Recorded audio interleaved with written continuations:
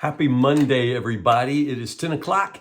It is time for 10 with Tim. It's the start of a new week, and I'm excited about that. We are going verse by verse through the Gospel of Matthew right now. Today we're in chapter 11, verses 1 to 19. These chapters we're in right now, 10, 11, and 12, have kind of a melancholy. Is that the word? There's a tone that is somewhat somber. Of course, the instructions for mission that we talked about last week when Jesus sends out the apostles, begin that preparation, that expectation that the message of Jesus is going to bring a polarization, a real direct kind of opposition on one hand, persecution, even death. And so chapter 11 just sort of follows on that whole idea of the response to Jesus. And in chapter 11, it comes to the most surprising of people. It's John the Baptizer.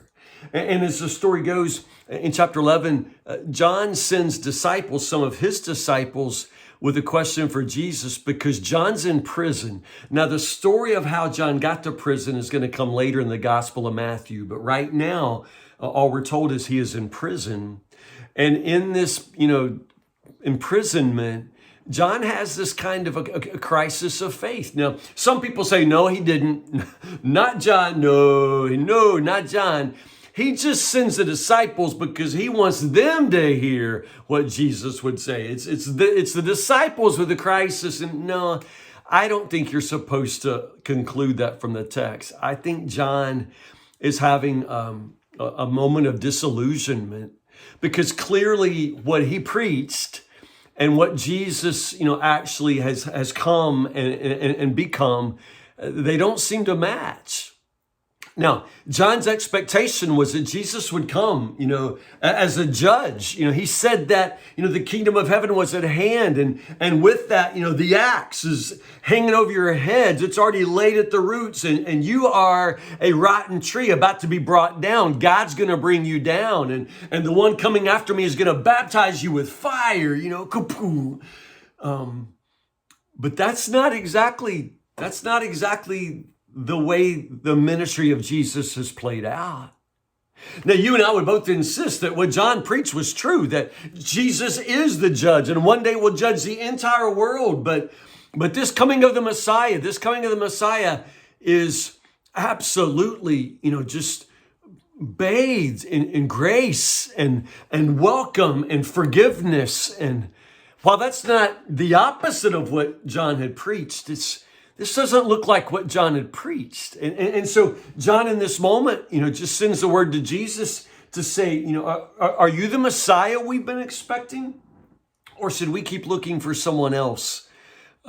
That's just shattering and heartbreaking in a sense. And on the one hand, I can't imagine what this means for Jesus. I mean, Jesus, the human who has in this moment to sort of grapple with John's crisis of faith. But at the same time, it's beautiful how Jesus responds, I mean, I don't know how you would respond. I'm not sure how I would respond.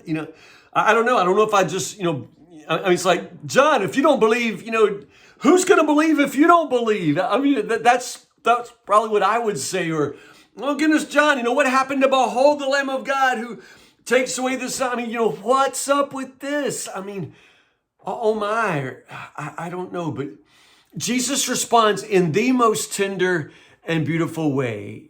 He just says, go back and tell John. First off, this is typical Matthew.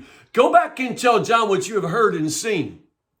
Now, again, in almost every other place, any other gospel writer is going to say what you've seen and heard. Remember? Because everybody else puts sort of a priority on Jesus's deeds of power. But Matthew always puts a priority on the teachings first, right? You got to listen before you can really understand what Jesus is doing. So go back and you tell John what you have heard and seen, all right? The blind see, the lame walk, and then Jesus goes through the kinds of deeds of power that were foretold in the prophets and now, fulfilled in Jesus's ministry. And then he adds, God blesses those who don't fall away because of me. That's just interesting. The Jesus of reality, the Jesus that comes in the flesh, doesn't necessarily match John's expectations, and that creates disillusionment. In your moments of disillusionment, the same thing is true. Your expectation of what Jesus would do doesn't match what Jesus is actually doing in your life.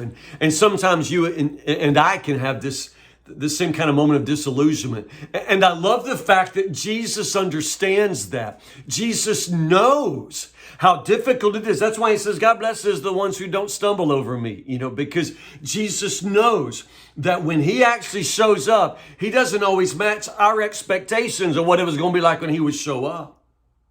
So I just love the way he says, listen, tell him what you've heard and seen. And then he gives a list of what he's been doing. And I just love the way, this is sort of the answer to my disillusionment and yours. In other words, give up your list of all the things that Jesus has not done for you and replace that with the list of things he is doing. He has done. Do you see that? Give up your list of your expectations. Give that up. Your list of all the ways Jesus has disappointed you, all the ways he didn't match what you expected. Give that up. Replace it with the list of things that he's done for you, the list of things he's actually doing. And this is what Jesus does in the most beautiful way possible. Listen, just tell John this. And he replaces that list of disappointment with that list of fulfillment. Go back with the list of things I'm doing. Isn't that kind of beautiful? And then I love what happens next. As they all go back to John, Jesus then does a little bit of, publicly talking out loud about John. And, I can't imagine, Jesus were just talking out loud to people about me when I'm not there. I don't know what he would say, but my goodness, this is amazing. Jesus talking about John. Now, again, if I'm going to talk about John after John just sent people to ask me, are you really who you say you are? I think I'd say, woo, y'all better pray for John. I'm telling you one thing, if he wanted an axe to fall, I can drop an axe. I can drop an axe on his head. I think I'd be saying stuff like that. It's like, oh man, y'all better pray for John. He's having a crisis of faith. Like he's the last person I need questioning him. No. Jesus says there is never been a greater man in history. Nobody born ever, man or woman, greater than John the Baptist. He's the greatest. In the middle of John's crisis of faith, he's like, he just embarrassed Jesus. But, I just love it because for me, it emphasizes the fact that in those moments when I'm not sure I believe in Jesus, Jesus still believes in me. You know what I'm saying? Like in this moment when John isn't sure if he believes, what he thought he believed about Jesus, Jesus makes it clear that Jesus still believes in John. He is still the greatest man ever born. And he is still, the voice crying. John's doubt doesn't change anything about the way Jesus sees John. It doesn't change anything about the way God's going to work through John. This doesn't change a thing. You understand?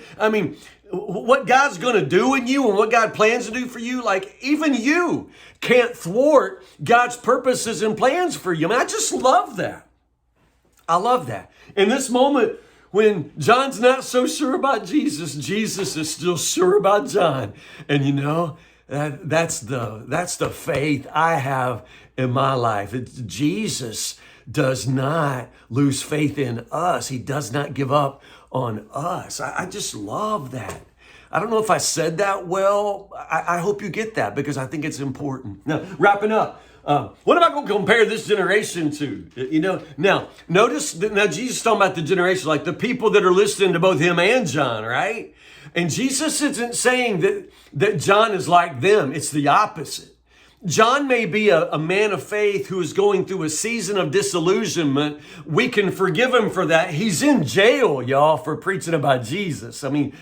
Cut him some slack. What about the rest of you people, We played wedding songs and you didn't dance. We played funeral songs, you didn't mourn.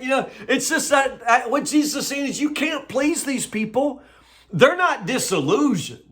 They just make any excuse to rationalize their unbelief. You know, if John comes out too serious and sour, Jesus is too happy. Jesus is a party boy. If John's disciples fasted all the time, Jesus's disciples feast all the time. You know, if Jesus is playing happy songs, they're complaining, you know, because, you know, worship ought to be, you know, a little more serious. And, you know, if John's doing, you know, traditional stuff, whatever, they're complaining because they want it to be more uplifting. I mean, that's what Jesus is saying here.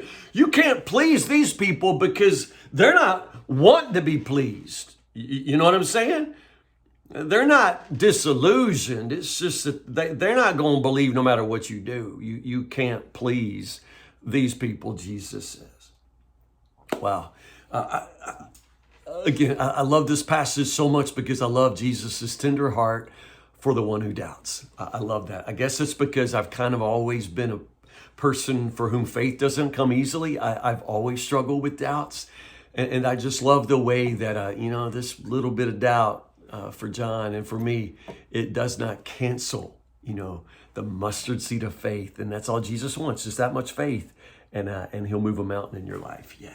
I love it. Tomorrow, chapter 11, pick up right here, verse 20, verses 20 to 30, tomorrow morning, 10 o'clock for 10 with Tim. Listen, have a happy Monday. It's my day off. I'm going to mow the yard if it needs it. I don't know. It just hardly ever rains in Woodburn. And I'm going to go to the grocery so that I can keep my wife and eating supper every night. Gosh, y'all have a good Monday. And I'll see you in the morning, 10 o'clock for 10 with Tim. I love you guys.